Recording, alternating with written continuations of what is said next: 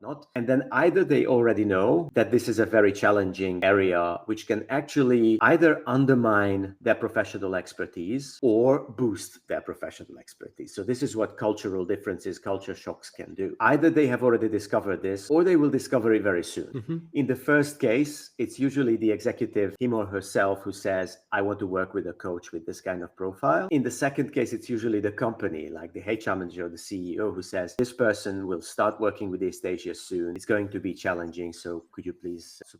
Welcome to Career Coaching Secrets, the podcast where we talk with successful career coaches on how they built their success and the hard lessons they learned along the way. My name is Davis Nguyen, and I'm the founder of Purple Circle, where we help career coaches scale their business to $100,000 years, $100,000 months, and even $100,000 weeks. Before Purple Circle, I've grown several 7- and 8-figure career coaching businesses myself, and have been a consultant at 2 career coaching businesses that are doing over $100 million each. Whether you're an established coach or building your practice for the first time, you'll discover the secrets to elevating your coaching business.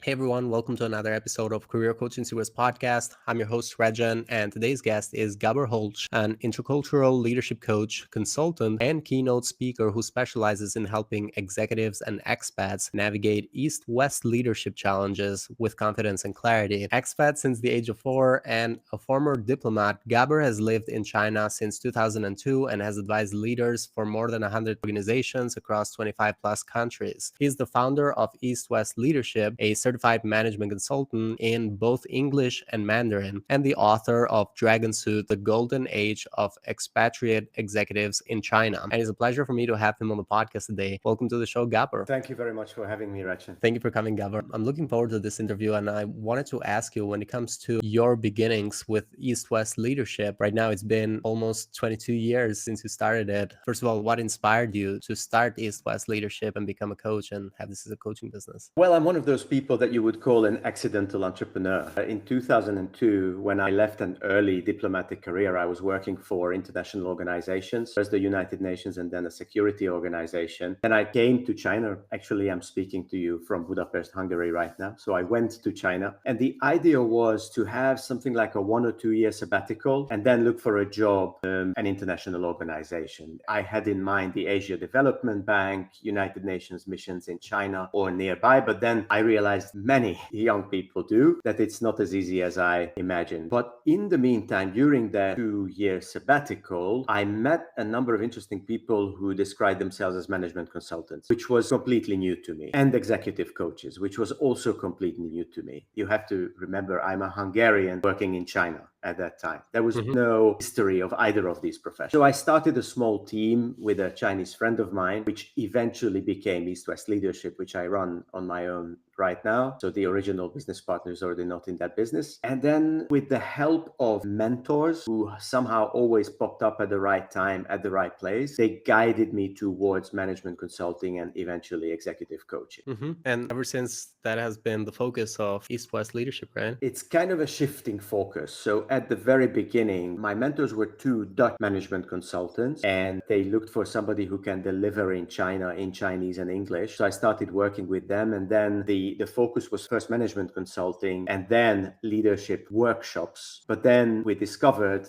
that workshops on their own, they are not always enough. So the company asked us to take the key people who attended the workshop and work with them one-on-one. And it was literally a discovery for me that this is what you call coaching. Then I started hiring experts, going to courses, going to these kind of mutually supportive circles, and I learned about coaching. And now, as I travel more and also the world goes more digital, more virtual, I think coaching is actually taking the driver's seat. And it is workshops and consulting that is like the secondary part of the portfolio.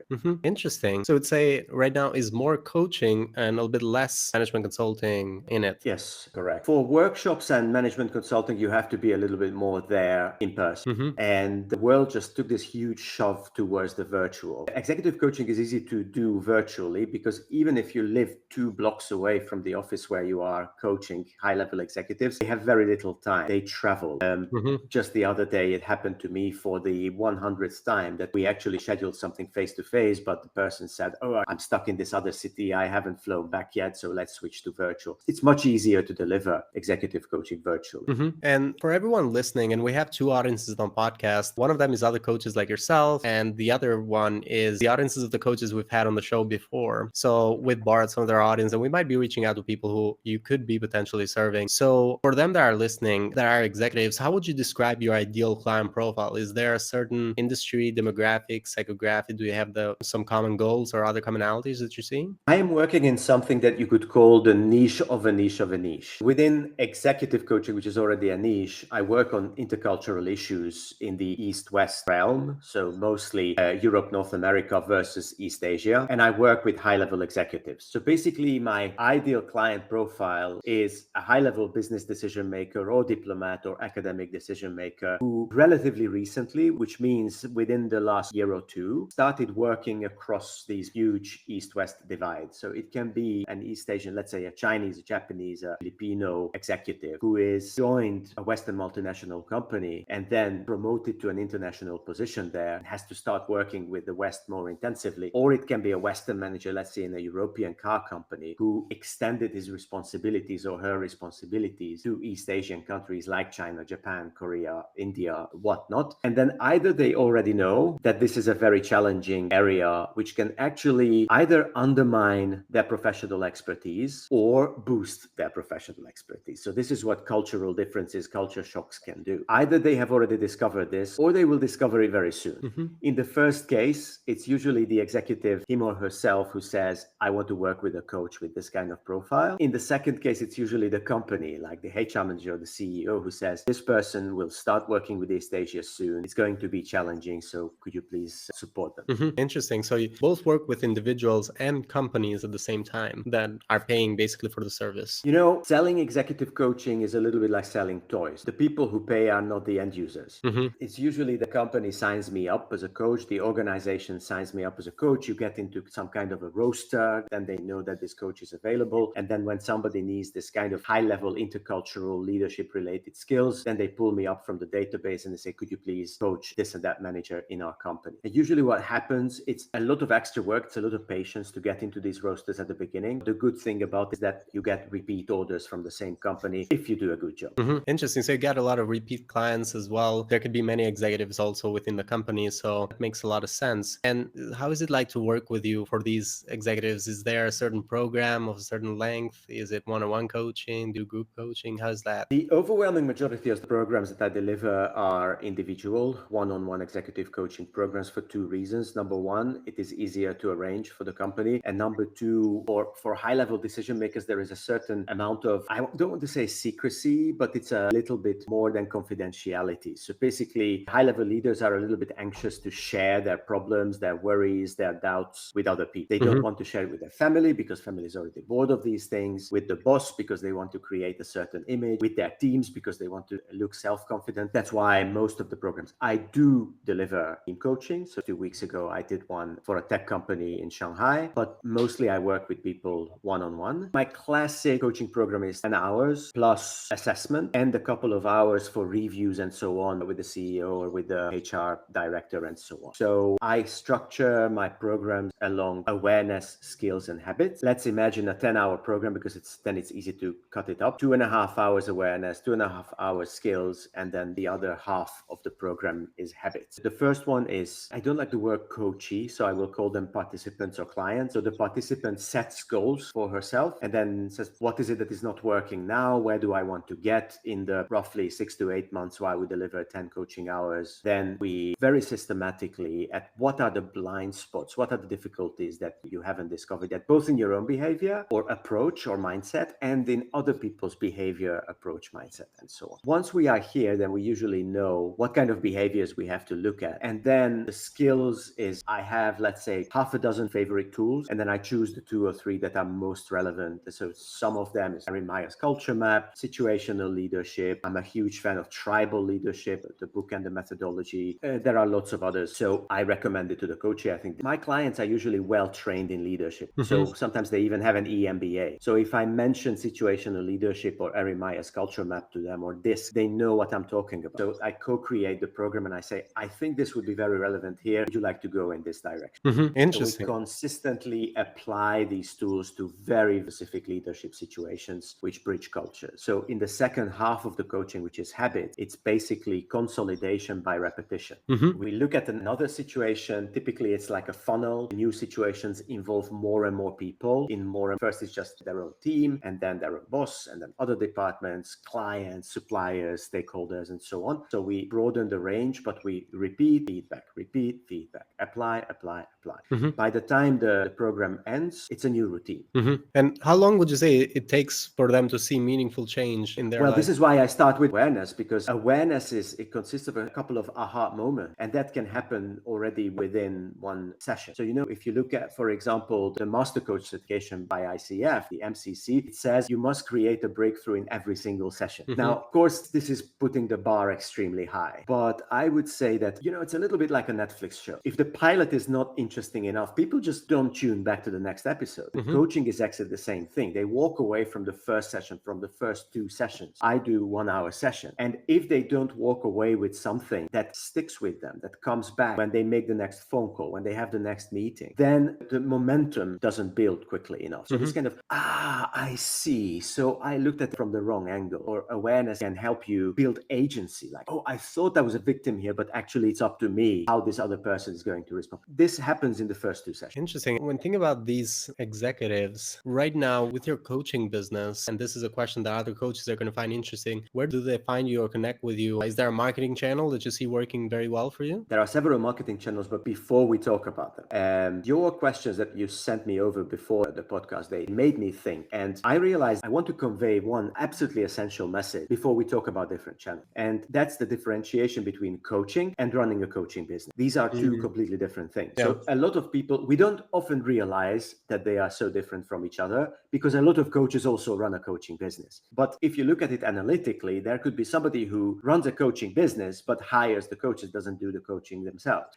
Or you could have a brilliant coach who doesn't run a coaching business. I actually know a lot of coaches who make a very nice living from coaching, but they rely on word of mouth, basically. And if they have a nest egg financially, then they don't really care if, let's say, they have 2 slower months. So let's differentiate between these 2 things. Having said that, I think if you're a coach who also runs a coaching business, the best way to spread the word is always referral. So if you look at the studies about where people find jobs, if you look at studies where people find a dentist, where people find a lawyer, it's always word of mouth that people trust the most. So basically the curve from identifying somebody who could be a client to signing them up as a client is the steepest if you were recommended by somebody who the lead trusts. There are a couple of problems with that. One of them is that this eternal dilemma of coaches who also run a coaching business, that when I deliver, then I don't develop, and when I develop, then I don't deliver. So you have to be very smart. You have to manage your time very well, very consciously. How much of your time you want to spend developing your business? Let's say you say 40% is 2 of the 5 working days a week. The other 3 are for coaching. This is one of the problems. And the other is that human networks are intangible. So basically, if you don't push it for a while, or COVID happens, or your baby is born, or you go away for 6 months on a sabbatical for research, your pipeline is broken. So I think that's why we need the other pipelines. And then it's all about taste. I really like LinkedIn. The noise is minimum possible on social media. So I promote myself almost exclusively on LinkedIn. Whatever you see from me on X or on Facebook is just a duplication of what I post on LinkedIn. And also I try to build a good website that people find, that they drop you a line and so on. But I would say that half of the pie chart is always referral. It's mostly referrals, and it makes sense. Actually, it also is kind of like proof of the work being done in a way that it's producing a lot of results for clients, that they are trusting you with a referral, or they're putting effort to refer someone else to you. So it makes a lot of sense. And I like what you were mentioning about a lot of coaches do have this issue about working in their business and working on their business as well. Is an area, especially for solopreneurs, that they have to deliver the service, also they have to grow their business. In your case, do you have kind of like a team that is helping you out, or is it mostly you? Well, I would just like to add, because you said that if you do a good job, then they carry out the work. But there is no better motivation to do a good job that you know that your next business depends on it. So let's say if a company signs me up, for example, there is the Asian branches of a European multinational car company, automotive company. Originally, they hired me as a consultant to interview people who are earmarked for the next level of promotion into leadership positions. So I went over then and I interviewed a few dozen people, but those few dozen people, they liked the interview. They actually already learned from the interview, and they kept asking me. And fortunately, after that, they kept asking the HR management, can we work with Gabor not just as an interviewer, but as a coach or a consultant? Now I also coach some of them, thanks proactive follow-up of the HR people. Having said that, so you do a fantastic job. Some of the most famous coaches in the world, they do very, very little promotion, and only when they get a little bit stuck. So if you do a great job, people will come to you like they go to a good stonemason or dentist or lawyer. However, I would say there are very few coaches who have the double talent of being great coaches and also great promoters or salespeople, because they are completely different skill sets that demand completely different behavioral profiles. So I would say don't stay a solopreneur for very long, really. If you feel like, oh, there is something happening here, occasionally I know there is a contact form on my website, and occasionally I get an email asking me if I could work for this company, but not often enough. That is the moment to hire freelancers. And it is amazingly simple. I use Upwork, I really like, because it's high level talent, but you can find lots of other apps as well. When you just go online, you find people who are proactively looking for work, social media, with admin support, with financial support. Keep your best energy for coaching. Or alternatively, if you fall in love with promotion, then decide you're going to be a business builder and start hiring coaches. But solopreneur is okay while you're figuring out what you want to do, or if you suddenly become ridiculously successful and you don't have to do anything, clients just come to you. It does happen, but it doesn't happen as often as we would think. Otherwise, I would think when you are sitting there, it's like you feel this kind of feeling that is tearing you apart. I would really have to prepare for this coaching session, but I should also put my social media posts online, or I should go through these invoices and stuff. That's the moment when you go online, spend an hour on any of these apps and hire a freelancer. Absolutely. Yeah. Outsourcing some of these responsibilities is key to growth too. Or you're going to remain at that stage where you are at, because it's hard to grow while you're also delivering. And you also want to make sure that you deliver the great results. Like we mentioned, you don't want to do half-assed jobs. So you want to make sure that you are delivering at the highest potential. So it starts with a VA, just like you mentioned. And absolutely, you can go into Upwork. There's a lot of other platforms you can find VAs. You could train them up for the type of work that you're doing. And it starts there. It seems like for coaches, it starts with a VA, and it just makes a world of difference in taking care of some of these items. Marketing perspective, you might still do some of the sales. But yeah, generally the coaches that I've interviewed, and I've interviewed so many of them, don't like to do marketing and sales. They like to do coaching. So it is a challenge. And what is important is not whether they like it or not. What is important is whether they are good at it or not. And these are, again, completely different things. So for example, I offer free webinars. Every month I have a free webinar on Camol. I give a topic. Actually, I delivered one today where the topic was, can you coach executive for intercultural skills? Why people think, why not? And so on. I have a freelancer working for me on my social media. Her name is Christina. And then she said, I help you to promote this free webinar. May I join as well? Yeah, of course. I mean, it's a free webinar. So Christina joins this webinar. After that, I get an email from her saying, well, listen, we promoted it. People signed up. Actually, it was great. People gave you good feedback. But this free webinar is like a group coaching session. It doesn't sell. So if you want to turn it into a better selling tool, I would ask you this question, and I would suggest you change this. And then somebody who thinks with a promoter's mindset, who has a sales language and looks at a 1 hour free webinar, they can just suggest you a couple of things that you never thought of. It doesn't cost anything. You just change the narrative a little bit. You show this first and that second, and you already opened up a new venue for promoting yourself. Yeah. And this is especially true when you're hiring star rating VA as well. It means they have a lot of experience working in this, especially like you could even hire VAs that have worked with coaches before, because there's so many coaches out there that have worked with VAs in the past. So you can find VAs that have worked with coaches before, which could be very helpful, especially if they work with coaches who were making more in revenue and had a higher level of their infrastructure and the systems that they were using. So it could optimize your business immediately. Well, in your case right now, when thinking about growth or looking to the future for the next 1 to 3 years, do you have any specific goals in mind that you're working towards? Lots. And I think goals keep us alive. But goals are extremely personal, so they depend on where you are in your business right now. Have you just started up? Are you one of these solopreneurs? Or maybe you are a coach who works for a larger team? team, combined with other services, how old you are, where you are physically. For example, when I lived in Shanghai, Shanghai is one of those mega cities where opportunity surrounds you everywhere. And now I spend more time in Budapest, Hungary, which, as you said, is a lovely city. Gives you great work-life balance. It's great food. It's great weather. But you have like 2% of the opportunity surrounding you, as in Shanghai or in London or in Tokyo. So very much depends on all of these things. I am in that stage of my life, early 50s, as you said. I've been coaching for over 20 years. Now I would like to scale up is the revenue per time unit. Now, I get these kind of promotional approaches from people. They find out my email address, they connect me on LinkedIn. It's like, wouldn't you like more clients? And I said, actually, not really. And what I would like is deliver more value to the existing clients, especially because I get repeat business from those companies. And then I can charge more and even they are happy. So it's not just that you charge more for the given hour. It's more that you deliver higher level services. And then this way, basically the value that you deliver is higher as well. And the fee is higher as well. The reason why I want to do this is not just money. Everybody likes money, but it's not just money. But because if I manage to charge more for given units of time, whether I spend it in coaching or in promotions, the same thing, per hour revenue goes up. I carve out that time for creative endeavors. So the kind of things you do research, I do writing, I try to do keynote speaking, but in order to deliver a good keynote, you have to do an awful lot of work free of charge. You have to be your own researcher, writer, all of those things. So my next goal is to increase the revenue per hour so that I have my Wednesdays and Fridays for creative work. I like that. And so, yeah, in this case, it means that you want to reduce the workload, increase the pricing so that you can have free time to work on developing the business. Is that what you meant, or did I read that incorrectly? It's not necessarily always the pricing that you deliver, but for example, one of the smartest ways to get more revenue out of the same amount of time is to play with the preparation, delivery, admin, Mercedes star.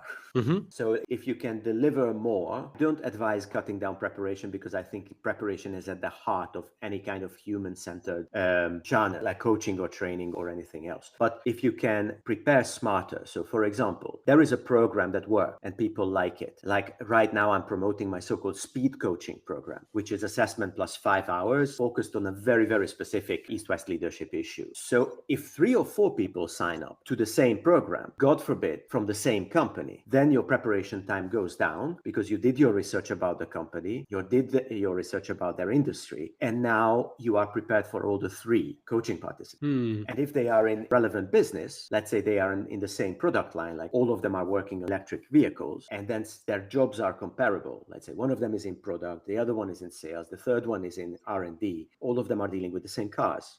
That means when you deliver, they are kind of cross-pollinating, and one of these programs helps you prepare for the other one. Whereas if 3 people are in completely different industries, of completely different products, and you are dealing with completely different niche problems, then you triple the preparation time. I see what you're saying. So then this would mean kind of like niching down even more to a market, kind of like working on your ideal client profile a little bit more so that the clients that you work with have similar problems all the way. So whenever you're working with client A, client B, and C are having similar situations. So you do the prep work for one client, but it actually is similar for all the clients. So it kind of like speeds up the work that you're doing while you maintain charging the same rate or maybe even higher in the rate. Yeah. So this can be the company and their product, or this niche can be the problem itself that you're dealing with. So let me give you an example for the first one, example for the second one, but both of them are very, very typical. So you start coaching one manager from an automotive company, and their problem is that, I don't know. So for example, headquarters gives us targets, performance targets, but some of these performance targets are unclear, right? And you start coaching this manager, you start helping the manager to proactively clarify the performance targets with the supervisors. Why does it upset you so much? They're unclear and so on. And then this manager will eventually sit down for lunch with another manager and tell the manager, I'm working with a coach because I have this issue. And the other manager says, that's exactly the issue I am having. So they will walk over to HR and says, can I work with this coach? So this is when the niche is the company and the industry and the problem that they are dealing with. But it can be just the problem that you're dealing with without the company or the industry. So let me give you an example. Very, very typical problem in my practice is that managers from Southeast Asia, they are pathologically conflict avoiding. So even if they have a conflict of interest, they don't want to express, now we are in a conflict of interest. They, as long as it's possible, they are trying to be polite. They are trying not to directly contradict somebody. You basically have to read between the lines, because they will never say, listen, Regent, this is the stupidest idea I heard, or this would never work, or didn't you hear the CEO speech? We are not allowed to do this anymore. They will don't do something like this. They will say things like, let's keep thinking, or this is very good, but I may have another idea. Now, if a non-Southeast Asian manager simply cannot get on with the Southeast Asian team, because when they have a problem, they don't tell the manager. And then when the manager asks directly, is there a problem with that? They are not proactive to come out and say, yes, there is a problem with that. Now, I could do this coaching program to work better with responsive but not proactive Southeast Asian project teams for Disney, for Porsche, and for Alibaba. The three different managers can have different backgrounds, different nationalities. They work in different industries, but the problem is exactly the same. Yeah, it makes a lot of sense. It's very clear. It seems like a communication problem, but it's very interesting that these are all connected. And right now, it seems like there's creative ways of growing and reducing the prep work. So now it makes a lot of sense. So in your coaching business right now, when thinking about growth and this type of growth that you just mentioned, where do you see the challenges? What is the bottleneck for you right now? Yeah, the biggest bottleneck is we talked about involving freelancers. And then you had this very insightful half sentence, which I would like to continue on, which is you can even hire somebody who worked for coaches before. So basically, let's say you need admin support or you need social media outreach support. And then you are going onto one of these apps that offers freelancers, and there are very smart people over there. You are going to have a dilemma. You can hire somebody who's not familiar with your profession and industry. They are probably going to be cheaper by hour, but you have to put hours and hours and hours into briefing and training them what you do. Or you can hire somebody who just stopped working, another career coach, or currently supports two other very successful career coaches. And you can basically communicate without words. They will know exactly what you want and exactly how they are going to do it. But then you have to reach a little bit deeper into your pockets, because those people are not cheap. So this is like for any executive coach who's building a business with colleagues, this is one of the dilemmas. How to, because in the short run, then you hire somebody to free you from certain tasks, and now you spend even more time training them, briefing them, and preparing them. So one thing that you can look at, unless you have enough money to just hire the star freelancer, is kind of tasks that you want to delegate. What kind of profile are you looking for? So let me put it this way. Is it more like a former flight attendant or more like a former accountant? If you want to organize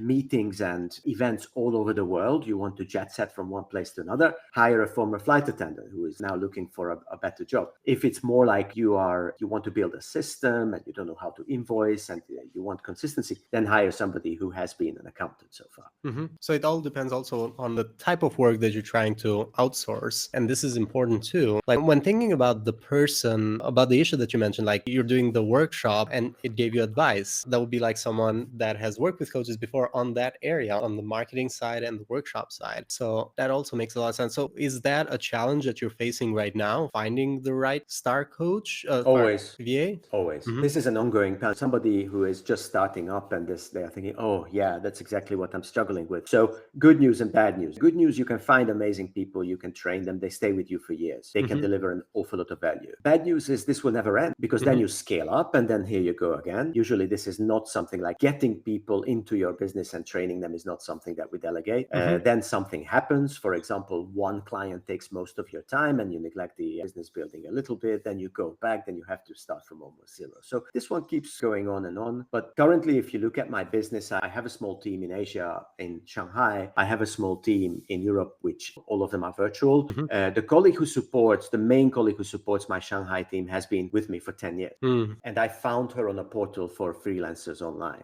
So she started working for me while she was at home with her first baby. Before that, she was working for an import-export company exporting steel. So it had absolutely nothing to do with the coaching business. So it take a lot of experimentation and hand-holding back and forth because she didn't know what coaches and trainers did, but she knew exactly what it means. You make one mistake and it costs you thousands of dollars. So this is exactly what I wanted at the time. And then the other people in my Asian team, they usually deliver. So they are coaches and consultants. consultants themselves. And in my European team, I find it more difficult to reach out to people on social media in Europe. So I have somebody who deals with only my social media outreach, and two colleagues are working on projects. All the three of them are fairly young, although one of them has a lot of project management experience. And also, I would say, don't hire somebody you like just because you like them, because very often what you need is the opposite of who you are. So I'm a great communicator. I'm a great network, very flexible. I love traveling. I found out over the years that person I need is one with like an accounting or a project management degree who checks every single detail. At the interview, the chemistry would not necessarily be perfect, but that's what I need. That makes a lot of sense. So you often are hiring that they kind of like have a team in Europe and a team in China as well. Most coaches generally would do fine even with one VA, but I guess in your case, because of the way you've structured your team, you feel like this is an ongoing need. Go a little off topic. I also wanted to ask you, when it comes to investments that you've done in your coaching business, what have been some investments that you feel really good about? Either you learned a lot or got a good return from, and what have been some investments that you would have preferred to have avoided if there's any of those two? So I would say, even if you're a solopreneur and you just want to hire one colleague, build a system around it. One of the best investments ever was CRM system, because even if, most of the people I worked with over the year have left, I can see where they are on LinkedIn. Sometimes we keep in touch, we have a drink together, but they are doing something completely different. But if I remember which project was done by whom, and a new colleague joins us, logs into the CRM system, and I tell, oh, wait a minute, this client, it just happened to us the other day that somebody joined a free webinar from a company that we haven't worked with for like 7 years. And so all of those contact people who were there, they are not there anymore, except for the managing director. And if I remember, oh, Daniel did a project with them many years ago, our new colleague just logs in and finds that project with all the documentations and CRM system. So that is absolutely awareness. Imagine how many hours it saves me to brief the colleague on that. When we say, when you reach out to that company, could you please tell them what we did before? Okay, what did we do before? We would have to sit down for 2 hours until I use storytelling to tell what we did before. Somebody who is a system-minded person goes there, finds the company, downloads the proposals, downloads the contract, knows the story already. This was an excellent one. I would also say, very early on, decide about the image of your company. So let's say, Regen, you start a coaching company. Is it going to be like an orchestra where everybody has their roles and then you give it a name? Or is it going to be like Celine Dion or Taylor Swift concert, where there are just as many people backstage, but you don't know their name? And this is very important, because from then on, you communicate with the client consistently. And for example, when you register a domain, when you register an email server, these were very, very good investments, because immediately you communicate that you're a business, and you communicate which kind of business you are, right? So let's say you buy regencoaching.com, and then it's you who's the star. You are the whatever, the Ricky Martin. I don't know who's Ricky Martin of the day. Everybody else plays a supportive role. So it will be admin@regencoaching.com. It's going to be office@regencoaching. Or you start the company like wearebrilliant.com, and then it's going to be regen@wearebrilliant.com. These things are very important, because client communication will follow whichever kind of first tone you set.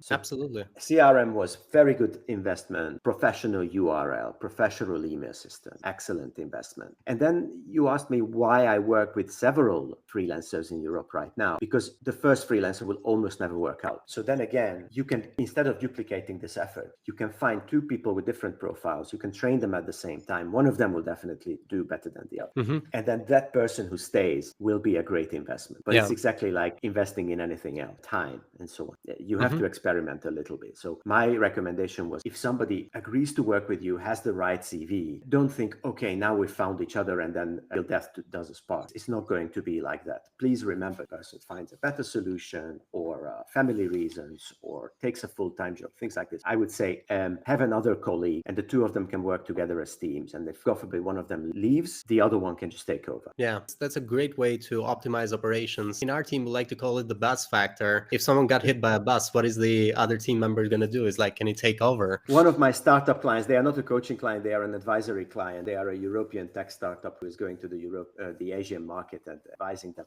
They said the same thing, but with tram. So they just said, what if chief technology officer is hit by a tram? And you asked me about bad investments as well, to be honest. Unless you have very deep pockets and you sell extremely high value contracts, these kind of fancy $3,000, $4,000, $10,000 conference. I did it at certain stages of my business. You can take away some business, but you have to work so extremely hard to follow up and to make back the money that you spent on them, that if you add up how much money you spent on sales calls and following up and writing proposals and things, that how much business you got out of it, unless you're the kind of coach who can charge tens of thousands of dollars for a simple coaching program, then it's usually not worth it. And it's an entire industry. So it sounds very amazing. They send you, there will be the CEO of this large company and the CTO of the other large company and HR leaders and everything. Then if you pay this much money, you can set in a stall. We will print your materials. If you spend a little bit more money, you can make a speech, you can make a keynote. So yeah, we have dollar signs in our eyes, but I only know a few coaches who can make a profitable business, sign up profitable clients this way, and they are extremely high level.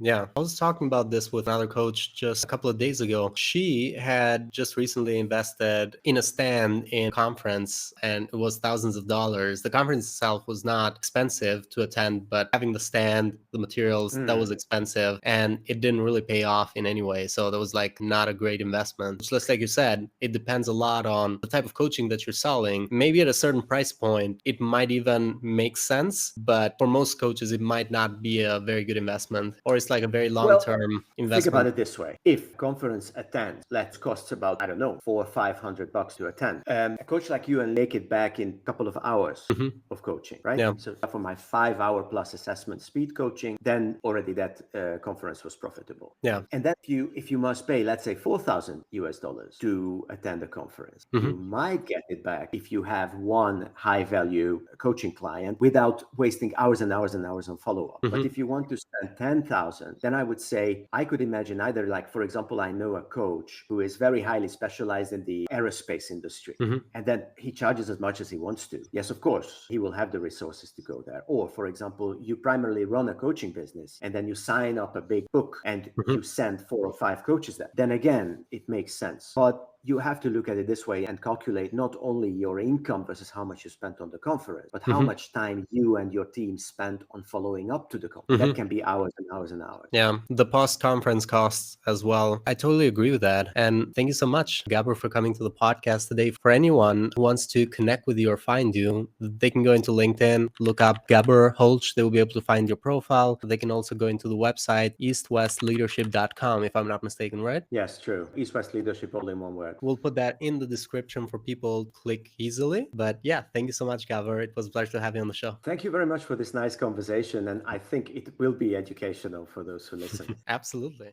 That's it for this episode of Career Coaching Secrets. If you enjoyed this conversation, you can subscribe on YouTube, Spotify, Apple Podcasts, or wherever you're listening to this episode to catch future episodes. This podcast was brought to you by Purple Circle, where we help career coaches scale their business to $100,000 years, $100,000 months, or even $100,000 weeks, all without burning out and making sure that you're making the impact and having the life that you want. To learn more about our community and how we can help you, visit joinpurplecircle.com.